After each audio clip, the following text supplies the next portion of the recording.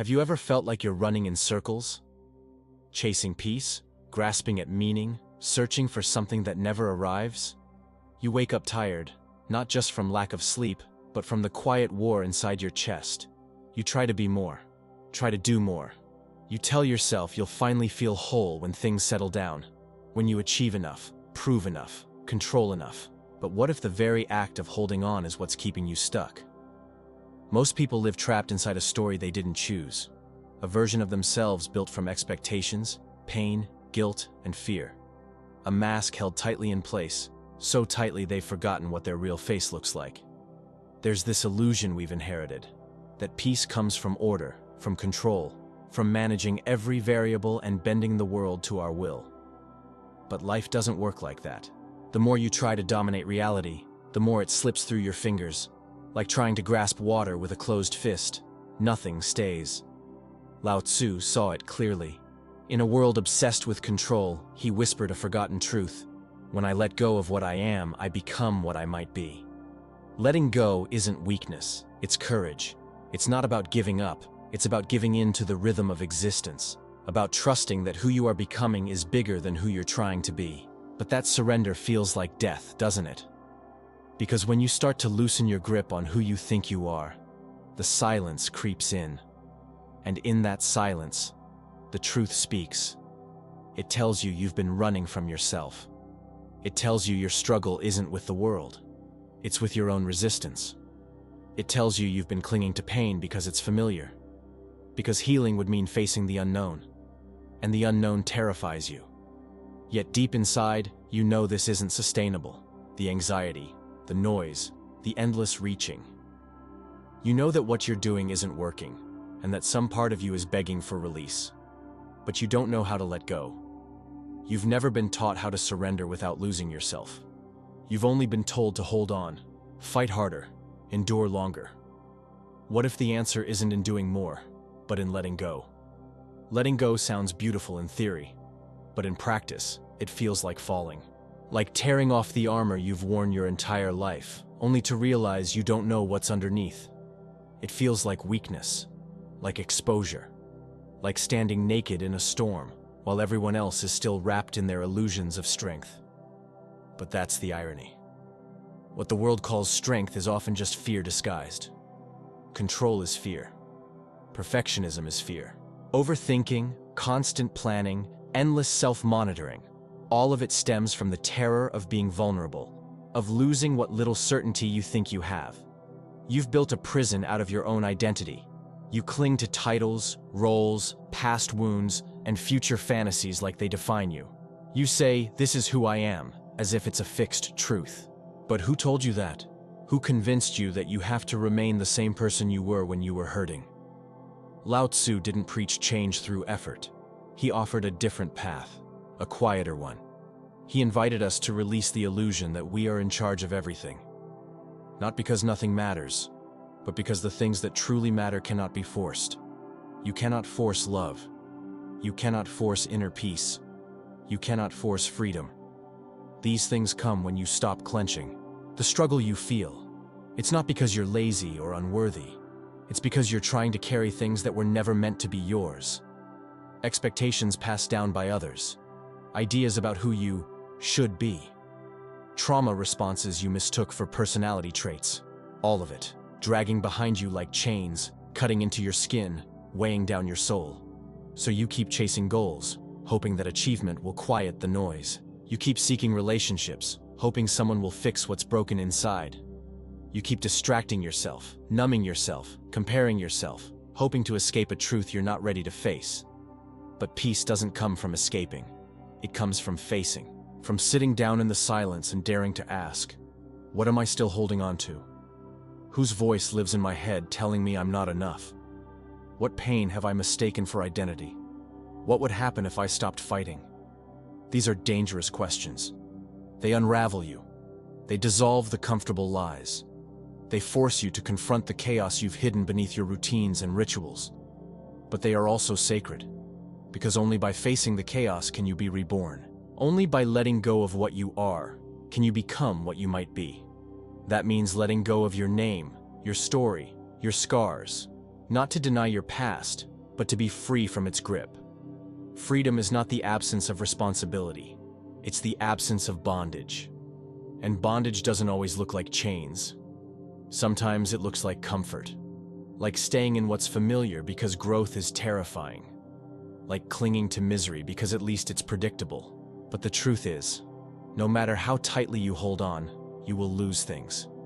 People will leave. Plans will collapse. The body will age. Time will pass. The illusion of control will shatter.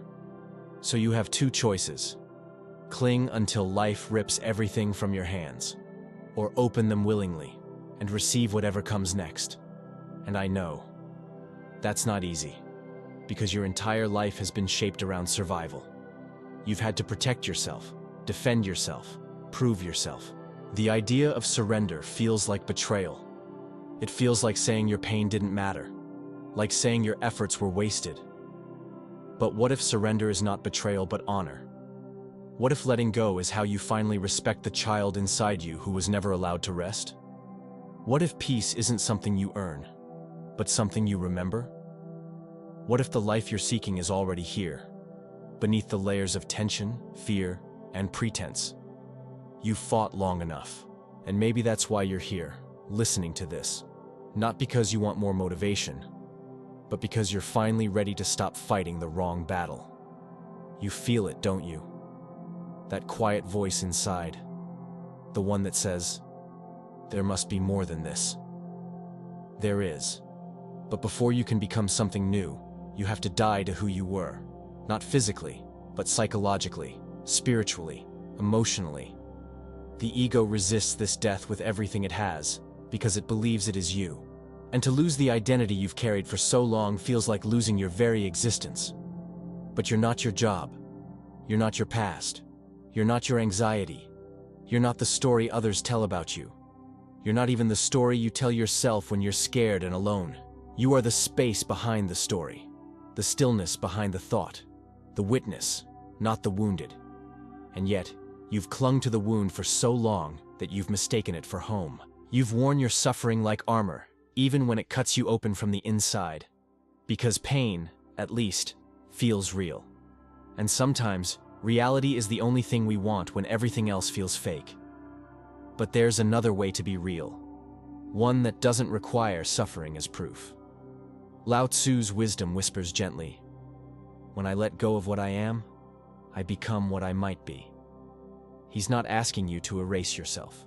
He's asking you to surrender the false self, the one built from fear, comparison, approval-seeking, performance. And that's terrifying, isn't it? Because if you stop playing the role, who are you? If you stop chasing, controlling, explaining, what remains? At first, maybe nothing. Just silence. Emptiness. A kind of death. But stay there. Don't run. That emptiness isn't your enemy. It's your rebirth. It's the ground where the false self burns away, and something truer can emerge. Something lighter, more fluid, more alive. This is the paradox. To be full, you must first become empty. To be free, you must first let go. To truly live, you must first stop trying so hard to live. You've been conditioned to grip everything, to hustle, to strive, to outperform, outshine, outlast. But the more you grip, the more life slips through your fingers, like trying to hold water with a clenched fist. The things that matter, presence, love, truth, can only be received with open hands. So breathe. Let the tension fall from your shoulders. Feel what you've been running from, the grief, the shame, the longing. Stop covering it with noise. Let it rise. Let it speak. Let it pass through you like a storm through a valley, fierce but not fatal. This is where real transformation happens, not in some future goal, not in some perfect version of yourself, but here, now, in the sacred act of being fully present with your own mess, your own madness, your own humanness. You've spent years trying to fix what was never broken. You are not a problem to be solved. You are a mystery to be lived. And the more you resist the flow of life, the more you suffer. Because life is movement, flow, change. It's not linear. It's not logical.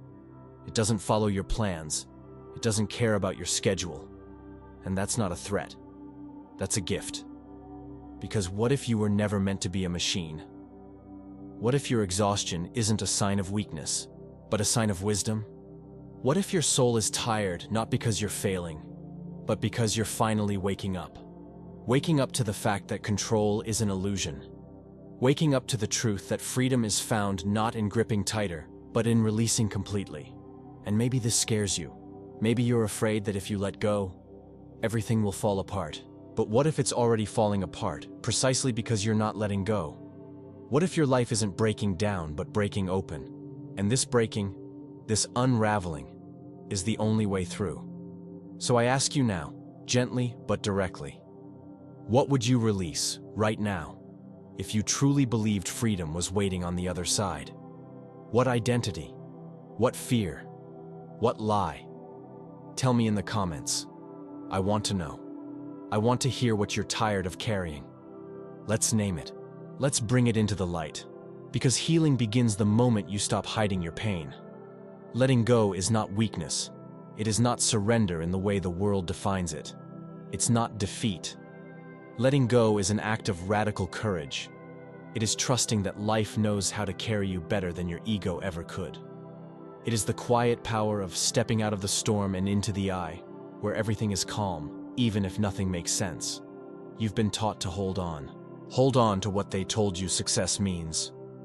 Hold on to relationships that drain you.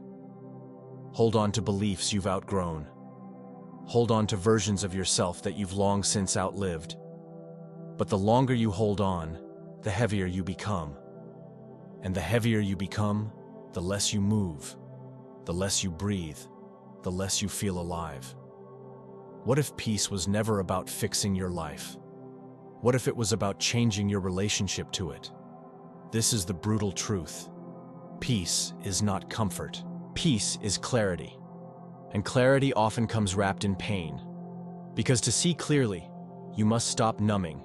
You must stop lying to yourself. You must stop covering wounds with distractions and calling that healing. Real peace requires that you face what you've avoided, that you feel what you've suppressed, that you forgive what you've been punishing yourself for. And that's hard. It's raw, but it's worth it. Because only when you release who you think you're supposed to be, do you create space for who you actually are.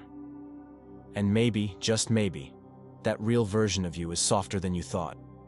Gentler, more present, more human, more connected to the world around you, not through domination, but through harmony.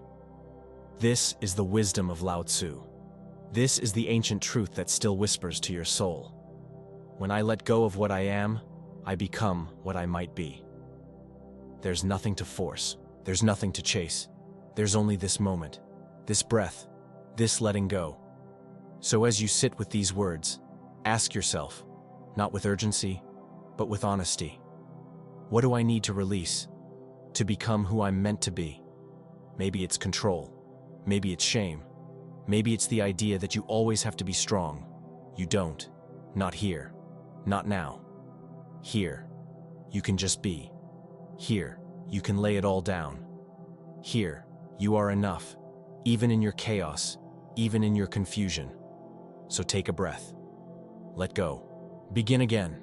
If this spoke to something deep in you, if this cracked something open, if this made you feel seen for even just a moment, then don't walk away in silence. Share what it touched. Tell me what you're letting go of. Let's be mirrors for each other in the comments.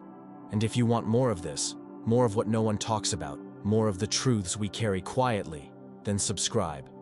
We're building something here, not just content, but connection, not just noise, but meaning. So join us. You're not alone. You never were. We just forgot how to see each other. Let's remember, together.